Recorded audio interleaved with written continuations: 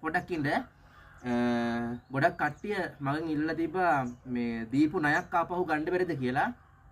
ක්‍රමයක් තියෙනවා. හැබැයි ඇත්තට මම මේක මේ අත්හදනම් බලලා නැහැ. මේ මොකද මම ණය අරගෙනත් නැහැ. මට ණය දෙන්නත් නැහැ. මේ අත්හදා බලන්න මේ ක්‍රමය අනිවාර්යෙන් සාර්ථක කරගන්න පුළුවන්. තව එකක් අනේ මේ මම දේවාලකාරයෙක්වත් කපුවෙක්වත් නෙමෙයි.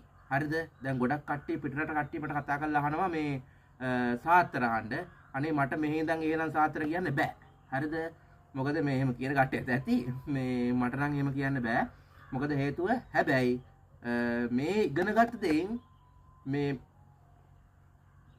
ලංකාවේ නෙමෙයි පිටරට නෙමෙයි තූත්තු කොඩි හරි කොහේ කමන්නේ වැඩක් කියන්න වැඩේ කරන්න පුළුවන්.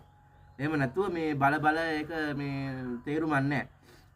මෙන්න මේකයි ක්‍රමේ. පොල් ගෙඩියක් ගන්න. හරිද? පොල් ගෙඩියක් අරගෙන මේක මේ පුස්කොළ පොතකින් මම ලියාගත් එකක් වර අහපු හින්දා හොයලා මම අමාරුවෙන් හොයාගත්තේ. පොල් ගෙඩියක් ගන්න. පොල් ගෙඩියක් අරගෙන දවස් 3ක් මේක කරන්න ඕන. කරන්න ඕන දවසුත්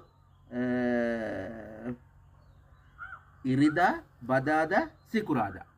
ඉරිදා බදාදා සිකුරාදා. ඔය දවස් තුනේම උදේ 9ට හවස 6ට 6:11ට. හරිද? වෙලාවකුත් දීලා තියෙන්නේ. මේ පුස්කොළ පොතේම තිබ්බ එක. ඇන තුනක් ගන්න. ඇන තුනක් ගන්න. ඊළඟට පොඩි මන්ත්‍රයකුත් තියෙනවා. ඒක මම යටින් දාන්නම්. ඕම් ක්‍රීම් කාලිකායේ නමහ කියලා ඔය යටින් දාන්න පුතා. ඉරිදා දින 3ක් මේ පොල් ගෙඩිය ඉරිදා දින 3ක් නම් වඩාත් හොඳයි. මොකද ඒක දවස් 14ක් වගේ තියෙනවනේ. දවස් 20ක් වගේ තියෙනවනේ. ඉරිදා 3ක් නම් වඩාත් හොඳයි. ඉරිදා 3කට උදේ 6ට හරි උදේ 9ට හරි පොල් ගෙඩියක් අරගෙන කිරියන ගහක් තියෙන්න ඕන. කිරියන ගහකට දැන් මේක කියයි ඉතින් පිටරට කට්ටිය බලන කට්ටිය නම් කියයි අනේ හාඳුරනේ කිරියන ගස් මෙහෙ නෑ. හරිද? මම දන්නේ නැහැ මේ ඉල්ල මේක දෙන්නේ. කිරි ගහකට පළවෙනි දවසේ ඇනේ සම්පූර්ණම ගහන්නේ නැහැ. ඇන තුන චුට්ටක් ගහනවා. ඇන තුනම චුට්ටක් ගහනවා. ඊළඟ මේ පොඩි මේ මන්ත්‍රයක් තියෙනවා. මේකෙන් 21 වතාවක් කියන්නේ පොල් ගෙඩියට. පොල් ගෙඩියට 21 වතාවක් කියන කපුරක් පත්තු කරලා පොල් ගෙඩිය 21 වතාවක් කියලා අර ඇනේට කාටවත් නොපෙනෙන්න චුට්ටක් ගහනවා. සම්පූර්ණම නෙමෙයි චුට්ටක් ගහනවා. ඊට පස්සේ ආයෙ ඉරිදාත් මේ මන්ත්‍රයෙන්ම 21 පාරක් කියලා අර ඇනේට තව චුට්ටක් ගහනවා. අන්තිම දවසෙත් මේ මන්ත්‍රයෙන් 21ක් කියලා අර ඇනේ සම්පූර්ණම කිරිගහට ගහනවා. ඊට පස්සේ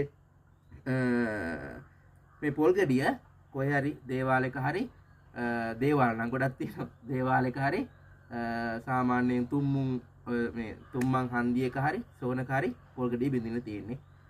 ඊට පස්සේ ගිහින් නයිල්ලන්ඩ සමහර විට හම්බ වෙන්න පුළුවන්. මේ ක්‍රමය මම අත්හදා බලලා නැහැ. ඔයාලා පුළුවන් නම් අත්හදා බලන්න. තේරුම් ගන්න.